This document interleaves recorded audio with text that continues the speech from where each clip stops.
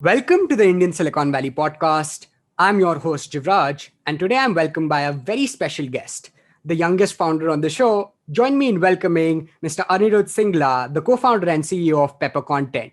Thank you so much, Anirudh, for joining me. It's such a pleasure and an absolute honor for me to finally host you.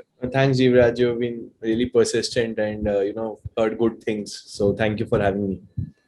Glad to hear that, Anirudh. And just to get started, your story has been so unique and so aspirational and admirational that I just want to understand first up the concept of hustle and how you've been able to inculcate and personify it. Because I've heard you speak in the past, and the way you've candidly spoken about working 14 hours a day every single day, 7 days a week, has been just like magnanimous to hear and internalize, right? So, if you can perhaps talk about how you've been able to gather the maturity and find that eventual passion to hustle your way through, and how important has it been for you as a founder?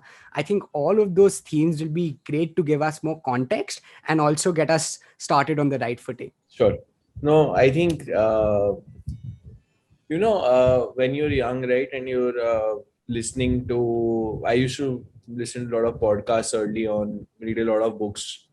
So there's this concept of hustle, which is essentially uh, you just keep keeping at it, Right. right? And I think the first stint of say something like a hustle with me was back in school Mhm. in class 10th 11th where so I wasn't the smartest person, and you were in this rat race for JE, and I had like bunch of very smart intelligent friends, and I knew I wasn't as smart, but I could work very hard.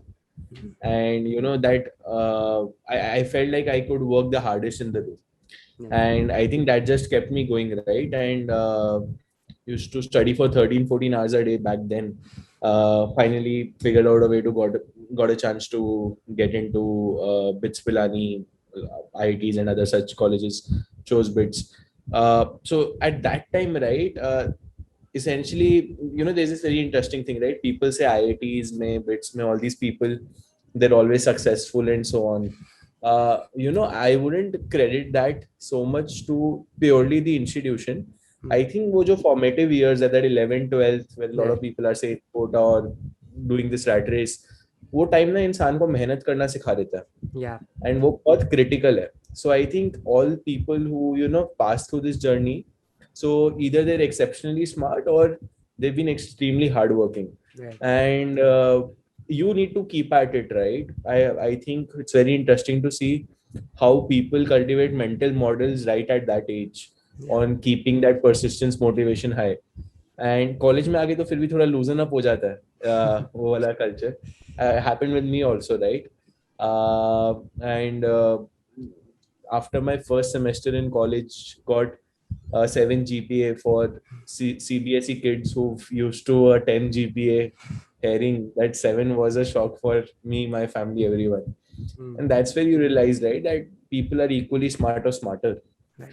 So the level of action has to scale up. You need to level up, Mhm. and that's where I started to take this very seriously. And this time then heard, I think, bunch of Gary Vaynerchuk podcasts and shows. He used this term hustle. Yeah. You start to use that a lot. I think then the next last, I think it's going to be 4 years in October November, Mhm. since we first started Pepper.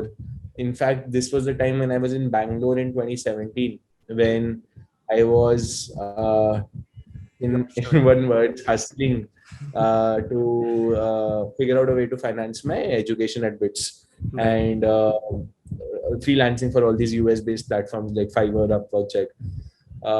So yeah, I think looking back and now, I think obviously it's paid off in some sense, and I think there's just a lot of way to do. But now I think there's also this sense of maturity that hustle will only get you here, Mm. right? And you need to amp up. The next leg of your journey is very different. Right. What got you here won't get you there. Yeah. So there has to be certain phases around how you also mentally structure this, because right as you start to scale up, it is real, right? Burning out is real. Yeah. So you can't be in that mindset 24/7. So you Hmm. need to give yourself time, and it's needed. By the same time, you realize at a point of time what its limitations are and what do you need to upskill Hmm. to be able to also deliver consistently and still keep at it without just Burning the out. pure raw adrenaline. Right. So yeah, I think that degree of maturity is starting to come up. But yeah, Yeah. that's it.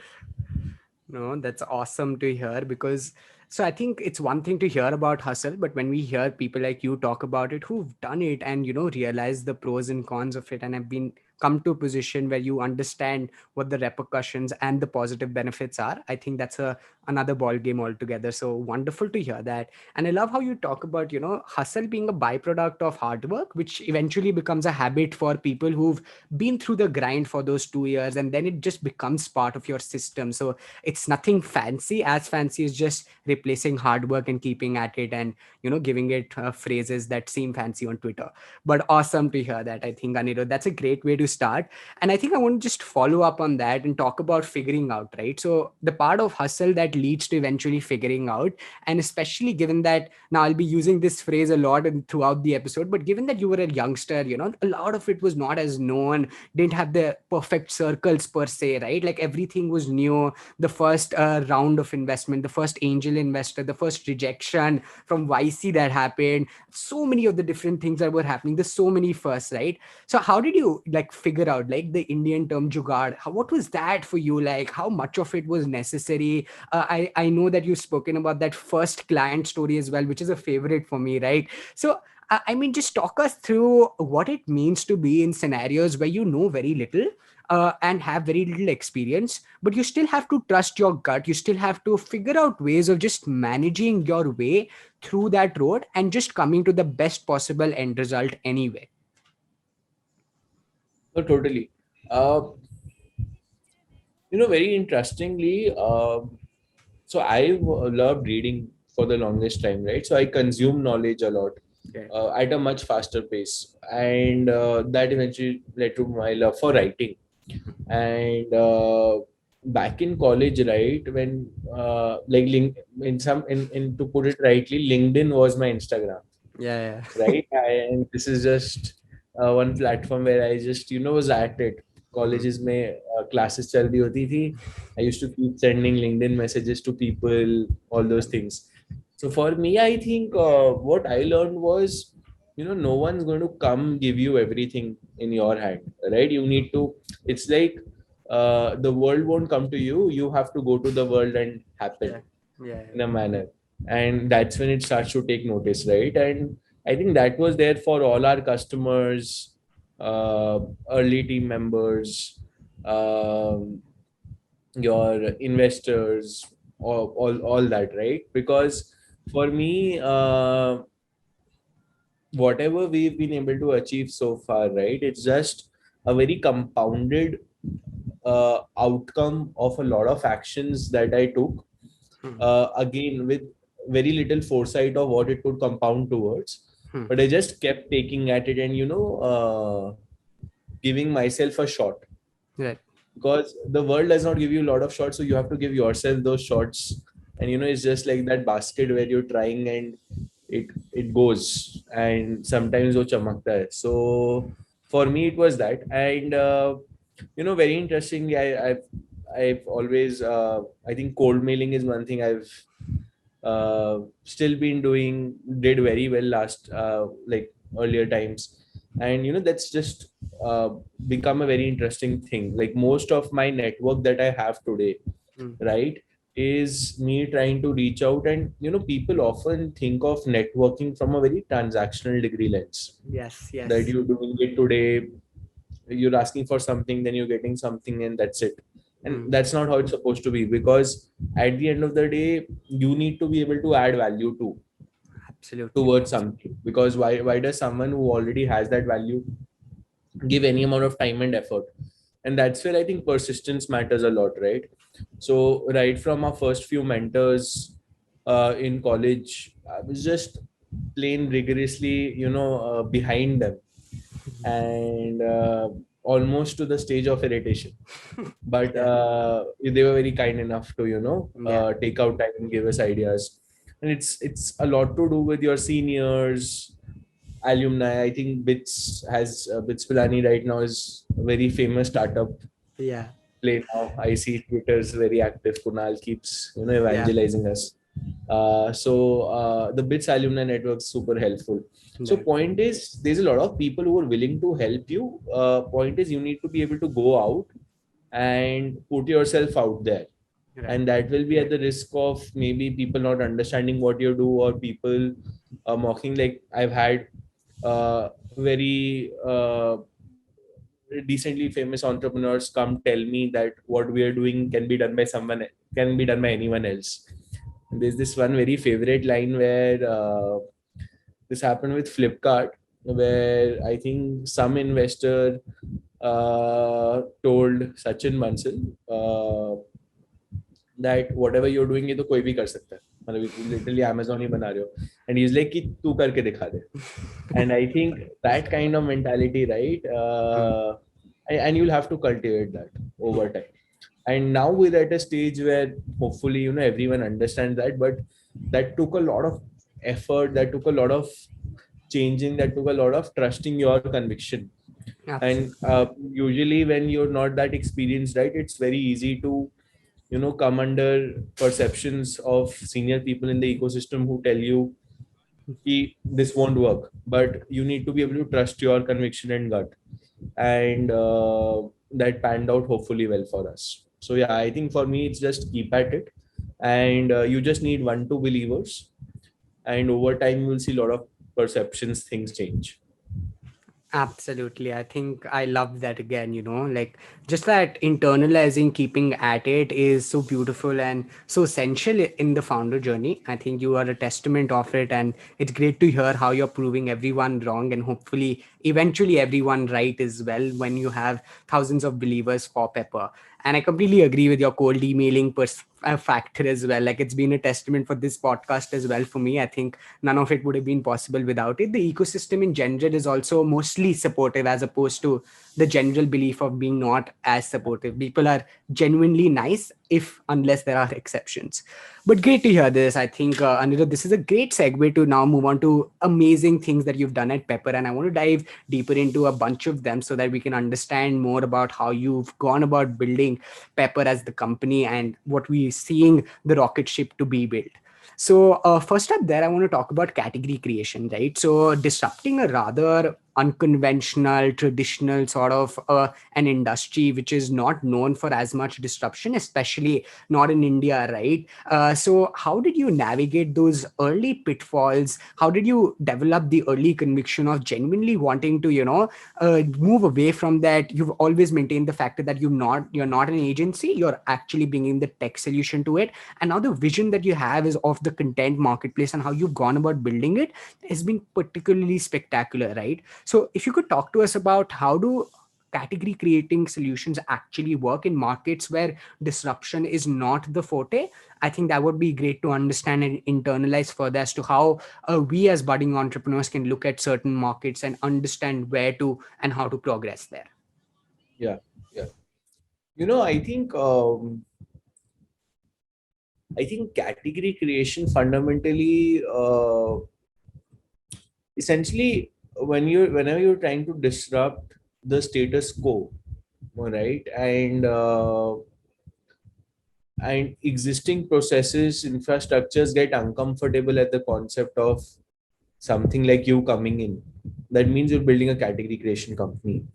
And if you look at it, right, how even the Indian startup ecosystem evolved with, say, Bhavish from Ola building in the entire taxi, disrupting the entire very conventional taxi industry, to, like, for the most significant amount of time, they were still called a taxi agency back when they were, starting out. Till it came to a time when everyone was like, fancy app, you can now order uh, a cab. And now you look at it, it's just such a norm, right? So the thing with category creation companies is they will take time. till they come to a point of time where they become a verb in your life, right? And that's what we want to do for Pepper, where essentially we felt that, especially when digital transformation started kicking in India, and this is largely the 2017 2018s, where there was this entire wave of digitalization, geo more people coming to the internet. Two areas where I realized that this could be a very massive place.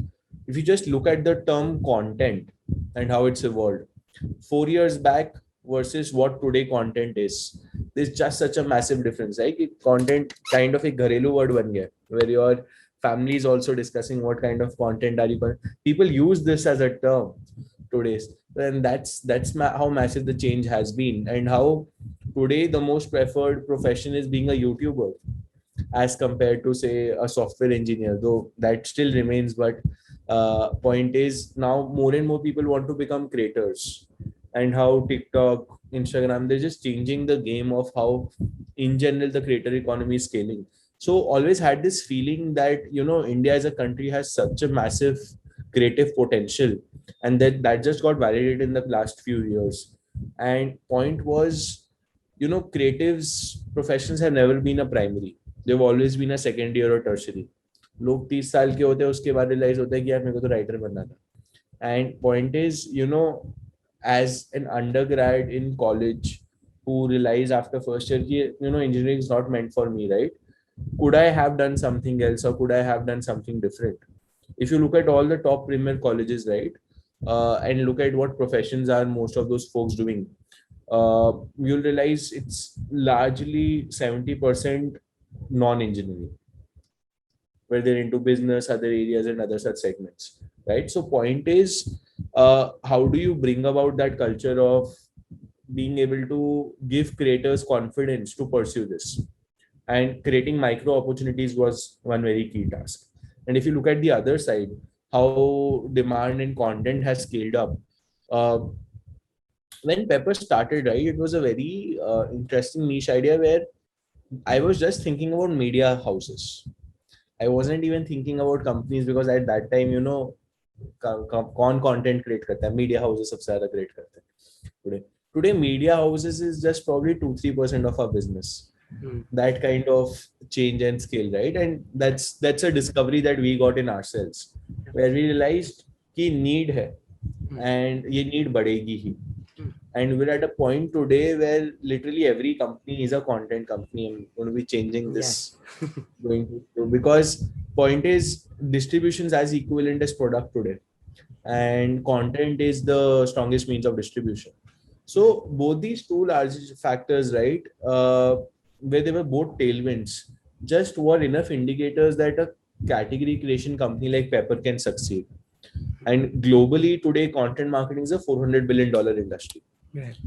It's that massive, and if content's X today, in the next 10 years is going to be 100X. Yeah. So that's why I think the intersection at which Pepper sits today is particularly very exciting.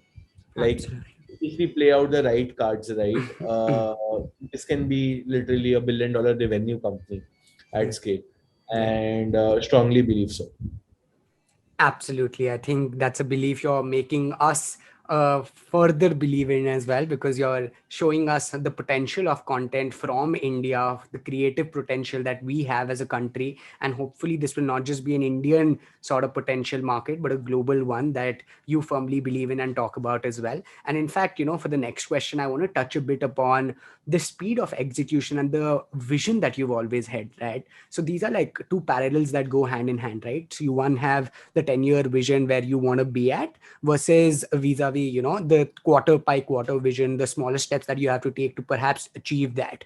And in that process, in the 1 year that I have observed your journey as well, and beyond that, the speed of execution for Pepper has always, perhaps, at least according to me, stood out significantly. So we talk about Pepper type, we talk about the teams aspect of it, we talk about the collaborative tools that you're building, we talk about the Pepper varsity and the content initiatives that Pepper itself is now taking as well.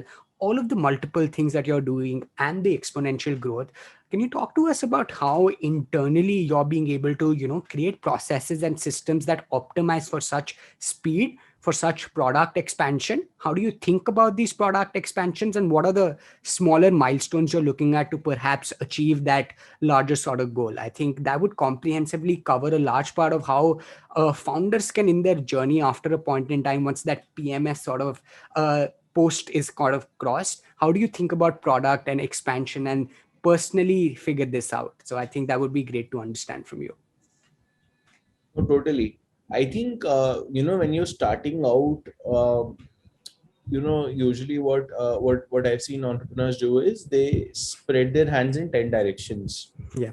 And when you do that, if you just visually imagine this, that there's a sun with 10 rays, but the degree of intensity of those rays is small, Right. perhaps not the best it would be, Yeah. versus a single unidirectional arrow Right. which Yeah. has all the intensity with which you can go forward with.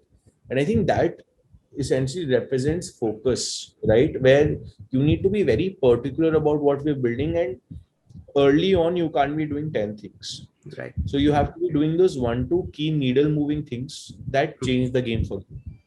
And you can always take bets on certain key levers. Like for us, pepper type was one of those very interesting bets where we saw this technology could fundamentally disrupt how people create content. And before it could disrupt us, we made it as a key arm at pepper itself. And today it's one of our key propellers, Right. where just last 1 month we scaled it up to, I don't know, $70,000, 600 customers. All 95% customers are from the US. Now we never anticipated that, but it's just it scaled crazy. It's going to scale even further, right? So for us, for me, the key lever is always about identifying those key focal areas and going all in. Right. And when you do that, and when we talk just about speed of execution, right? You need to understand what benchmark are you putting yourselves against. Right. So for me, the benchmark clearly is, say, a Fiverr or an Upwork, Right. which are the largest companies in our space, $12 billion market cap in this entire economy. And my point is, do I benchmark myself against the best category creating companies ever? And how far am I along that? Right. And that's where we push ourselves towards. So from, say, a marketing lens, you look at Peppers very active out there in the social lens, right? Right. Collectively we have over, I think now, 120,000 plus followers across different channels. So Hmm. that's one of the largest for, say, an Indian marketplace segment. And in our category right now, we do more engagement as compared to a Fiverr and an Upwork today Right. on all kinds of posts or the kind of activity metrics we track there. Because for us, point is, what's the best we can get to towards those things, and do people recognize us from there? Hmm. And that makes sense. Similarly, even from a business lens, in how we've been able to scale up a lot of customers, right? Like to today, we just have a 4 5 member sales team, and we've been able to expand about, I think we've just touched 1,000 customers, as going to soon write about it. Awesome. Uh, the speed of customer acquisition and the kind of customer logos that we are bringing in is crazy. Hmm. Like for 3 months back, we had probably mapped out a lot of startup ecosystems. So most of the startups were customers for Pepper, and we thought, what, it'll be amazing if you're able to do mid-market enterprise. Hmm.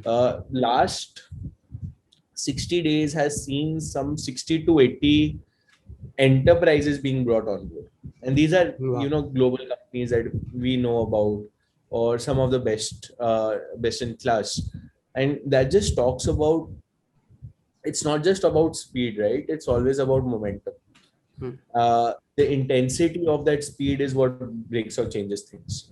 So for us, the play has always been, how strongly with what momentum are we playing out. Hmm. And now once we have played that entire thing out and we know how that happens, Hmm. right? We double down, triple down. So today, Peppers also, we're doubling down on, tripling down on our sales team, Right. scaling that at scale. we've now understood category expansion can be a huge play for us. So Pepper for the longest time was just doing content writing. Right. Today we are doing graphic design and language as an industry, as a category. Hmm. We're going to go into video and audio in the early next year also. Right. So there's a lot of interesting plays that are coming because now we figured out the playbook. Right. And once you do that with the right speed intensity, uske baad it's just how strategically can you think of scaling it. Hmm. And one key lever I realized after, you know, after a lot of time is you need to be able to get the right people for this. At the end of the day, people make your business, right? Processes Absolutely. is great, product is brilliant, but the point is the right people at the right places can literally do magic. And that's where today I spend most of my time on. Um, I was just telling my recruitment team that if I was not a founder, I would just be in recruitment. I've Yeah. grown to love it so much, Yeah. and that's what I do these weekends also. So it's just a lot of calls, speaking with very wonderful people, and trying to give a shot to convince them to come to Pepper. And I think we've been successful in some, Yeah. and I think the Pepper team will be a lot to look out for by the quality of people that we bring in and the quality of work that they eventually do once that vision alignment is in place. Absolutely. I think the with that sort of vision and conviction, and there is no going back, and definitely something to look out for in the years to come. It already is evidently evident from your community content and everything that we see on social media, and hopefully beyond that as well. So super awesome to hear that, and especially the emphasis on getting the right people. Further, I just want to take another stab at understanding the fundamental marketplace sort of problem, right? Like, so the chicken egg problem is something that demand supply, I understand, was evidently there, given that you were riding on the tailwind of the sort of content space. But can you perhaps talk about the qualitative aspect of how you maintained quality here, right? So I understand that you only accept a very rigid sort of 10% of the applications on the supply side of where the freelancers, where the gig economy is coming from, right? But what were some other ways in which you established trust for some of these larger enterprise clients which have been there from the start as well? I see, the likes of Dunzo, the likes of other large tech companies also there. How did you establish that sort of trust and create sort of a personality and image for Pepper that was full of confidence in terms of quality and trust of the best quality content? Yeah. No, so I think for us, it's a lot to do with A, processes that we've cultivated, and B, using technology levers that can help us optimize for quality. Right. So, like you mentioned, right, we only work with the top 10% talent. So, it's a very highly selective pool. Right. If you go today, join as a creator at Pepper, we, I think daily, we don't spend anything on creator acquisition today. Right. Uh, we get 100, 150 organic people joining in Right. every day. Awesome. Now, the entire process is very long drawn. It's especially very long drawn to check intent Right. and how strongly would a person want to commit to a Hmm. platform like ours. And they have to do language proficiency tests, which is automated. Then they have to do industry proficiency tests for 80, 85 industries and content types. We have different briefs, different structures that we've made Right. ourselves. So, and then there's someone who reviews them, and the kind of qualifications people who review them have is people who were heading, say, some of India's largest magazines, or were managing editors at some of the world's largest publishing houses. Right. Those kind of people. So the quality and benchmark is very high. Hmm. Once that happens, people get in. Post that, every time the workflows in a such a way that the project gets matched with the best fit content creator. The content creator has tools on the platform to create content. Then it goes to a content reviewer who's again a freelance person, and their Okay. responsibility is just doing quality assurance, making sure there's Awesome. adherence to briefs, guidelines, and all of those things. Yeah. And very recently, we're going to be introducing a lot of tools that will and a lot of partnerships that will allow us to be able to benchmark plagiarism, grammar, quality, language, efficiency, standardization of briefs, all of these things as tools for creators and editors to use. So essentially, unless there's a bare minimum percentage benchmark that those content pieces are meeting, it can't go forward. So that really changes the game, and we're very data oriented here, right? Right. Uh, we've done about 250,000 plus content pieces till date, and scaling even more crazy this year. For us, every content piece is rated based on a lot of parameters, and we get normalized scores from the reviewers who are freelancers, and we get them from customers as well. And both the score averages out to an average quality score for a creator, Right. and based on those scores there's further assignment of work that happens to creators. So this data back loop also helps us streamline overall the efficacy of our operations, Right. and it's any day better than any other particular way it's being created, just because of these means and structures we've created. Awesome. I think no, the emphasis on quality is supreme, and that just reflects Yeah. from the kind of plan you've charted out for us, and that's great to just get an inside view of how things run Yeah. internally at Pepper. So thanks for that, Anirudh, and I think that's a good segue to move on to some of the last ending portions of the episode, where I want to talk more about how you particularly think, and you as the founder. Right. So first up there, I want to understand that who is Anirudh beyond the Pepper and beyond the content space, right? Talk to us more about how much time. So you've often mentioned that you spend time upskilling, you spend time reading more. So talk to us about how you've been able to manage those things as a founder as well, when I'm sure that the scope of responsibilities is way higher and it never gets easier. So perhaps tell us more about how much time are you able to carving out for, let's say, thinking, right? What is your preference beyond the scope of Pepper looks like? I think that would be interesting to just understand that, as a 22-year-old, I'm sure you have other priorities. And I keep emphasizing on that because the target audience is such that all of us looking at you are, you're perhaps the benchmark for us to perhaps, do things at this age. So talk to us more about the trade-offs that you've perhaps had to make to emphasize time on Pepper and make sure, you scale it up for the 60-year-old or making a legendary institution that lasts beyond you. And how do you as a person manage that? Yeah. So, interesting. I think I've spoken about this before also. Uh, so companies grow exponentially. Hmm. Companies have the ability to grow exponentially, but Right. humans can only grow linearly, Okay. right? Hmm. That's where founders have the toughest jobs trying to catch up with how that exponential curve scales up. Right. And that's why you need to be upskilling at each and every segment, right? Because with every passing scale or benchmark that your company crosses, Hmm. and when you bring specialists on board who have strong years of experience and other such things, for you to be in the position of decision making and power that you are in, right, you need to be able to have good enough knowledge or upskilling to be able to make those decisions Right. also. So for me, the lever is at each and every point of time, I need to push myself as much as I can to understand any functional segment that's needed and be at the top of my game there. Right. And for that to happen, we need to invest a lot of time, energy, understanding perspectives, learning, and things. To give you an example of, say, how strongly would I take this as is, I was speaking with one of my investors, right, and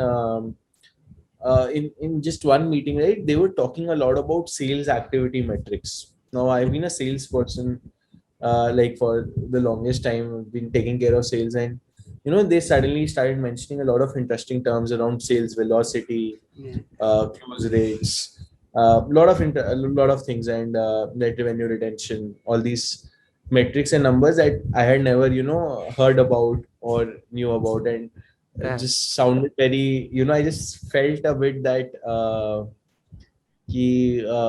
lost out Yeah. in how those things were.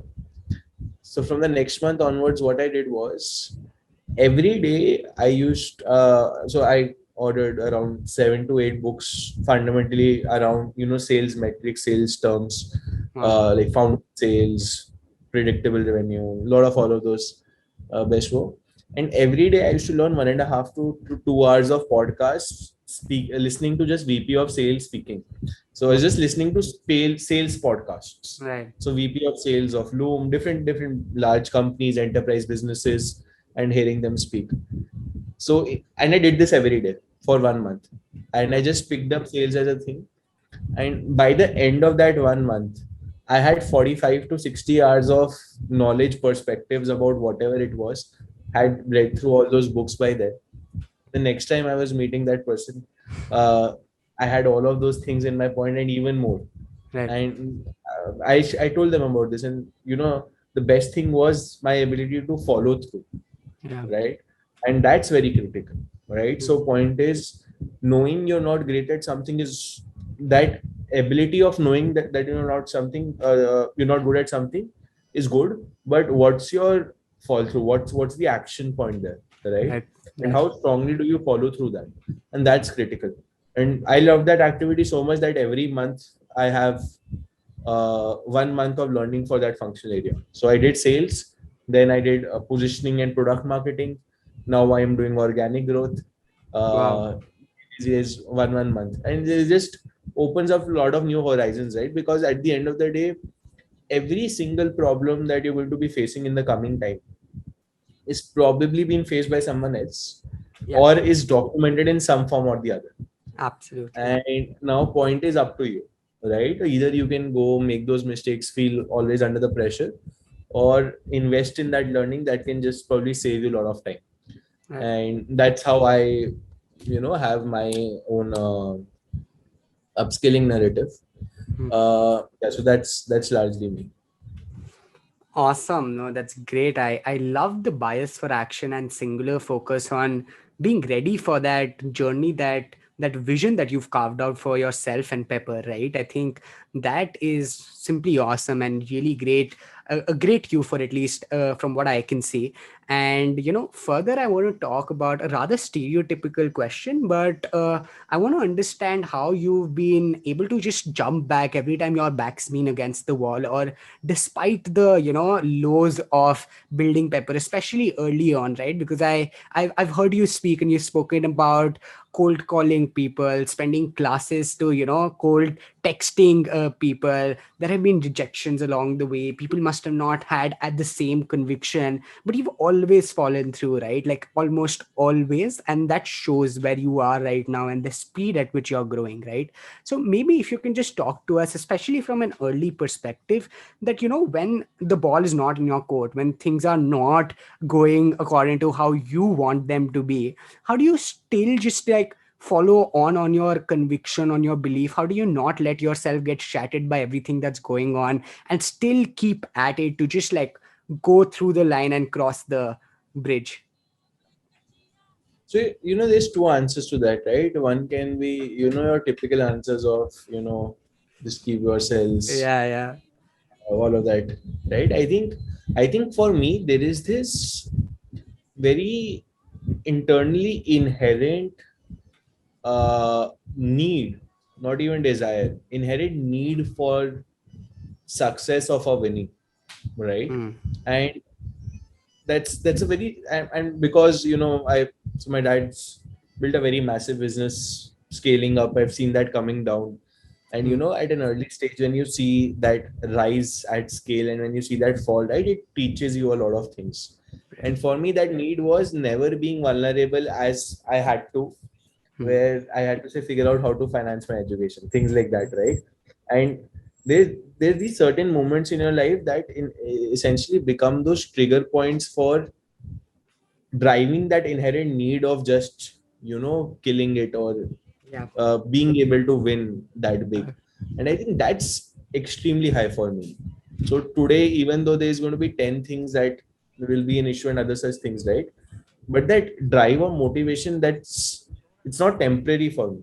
That's it's already there. And it's like, I'll give you two examples, right? There's these two documentaries I love on Netflix.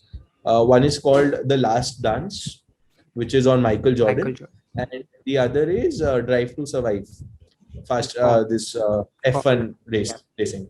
And I'd recommend anyone who wants to understand what winning mentality looks like Yeah. there.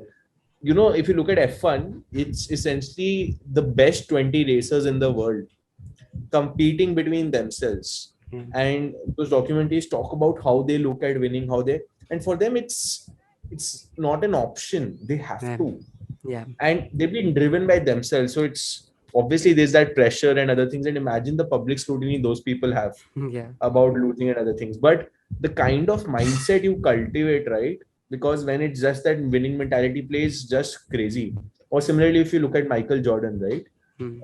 Always, been in those wanting to be in the leagues of say those Magic Johnsons and the top basketball players, and Mm. how he's just been able to create that winning mentality and that aura eventually got spread to the people who he was working with, Right. almost to the point that we felt that say Chicago Bulls as a team was just indestructible. Yeah. And that's the power of that winning mentality aura. And I think that's what drives uh, like someone like me. I tried a lot to think about what's well, other things, but every day I'll probably just go sleep. Every day I'll wake up morning, I'll have 10 things. Okay, ठीक है, अब ये करना है, ये करना है, ये करना है, ये करना है. Yeah. So I think that inherent drive is very high, and once you have that, I don't think anything can bug you down. And it'll take time. Not everyone finds that, Yeah. but once you find that, I Mm. think uh, you can just keep going.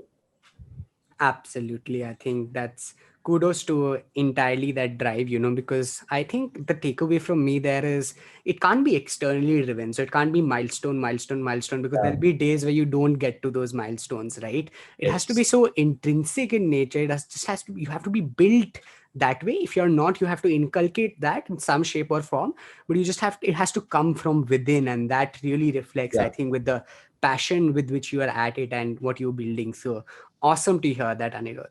I think for the last question, I think this has been a phenomenal conversation, and I've always been in awe and wanting to speak with you. And given that it's now coming true, it's super awesome. But for the last question, I think I just want to ask that again, I won't stereotype with age this time, but I want to understand that all of these efforts, so keeping at it, consistency, building a legendary company, intrinsic motivation, what does this all add up for you, and what does winning essentially mean for you? I think what is it that you're chasing, right? So wouldn't ask you to carve out like a 30-year-old goal, but what would you ideally want to achieve by like 50, or what's the eventual success looking like for you? Because I understand that most founders don't do it for the money or the financial gains, right? It becomes a byproduct at the end of the day. But what do you personally strive to achieve? What's the end vision like for either Pepper or for yourself? I think that would be a wonderful way to end what has been a great conversation. I think from a Pepper lens, we want to become the world's largest content creation and distribution platform, where long term any content that's being created around the world is being created on Pepper or being facilitated by creators at Pepper. At scale, it's also being distributed by Pepper. And I think that's going to be pretty crazy, where Pepper becomes synonymous to content. So if I ask you what Apple, I just say Apple, you Yeah. won't think about the group first, you'll think about the brand. And I Right. want people to start thinking about Pepper when they hear content. That's from a company lens. I think from my lens, very interesting. I love this movie called Guru. Mm. It's Abhishek Bachchan. Yeah. I highly recommend people watching this. I want to be in a position where I can have my own stadium scene, where essentially you Awesome. can have your own shareholding meeting Yeah. at a stadium at that scale. And that's why I think I really admire Amazon Mm. as a company and other things. So if Yeah. I'm able to achieve those things, I think that'll be pretty interesting. Cool to see. Awesome. No, that's great to hear. I remember in one of the last interviews you mentioned that that'd be a Pepper plugin and you could literally like do anything and everything, like get a presentation made, get a anything done. So the vision for Pepper and for yourself, like we'd be rooting for you to be in that stadium as well, and hopefully cheer for you years down the line. But this has been absolutely wonderful, Anirudh. I think thank you so much for your time. This has been super awesome. And I think I've picked up personally so many of the learnings that you've mentioned. And it's going to be super helpful for everybody listening. So thanks for your time and thanks for sharing all your learnings so candidly with us.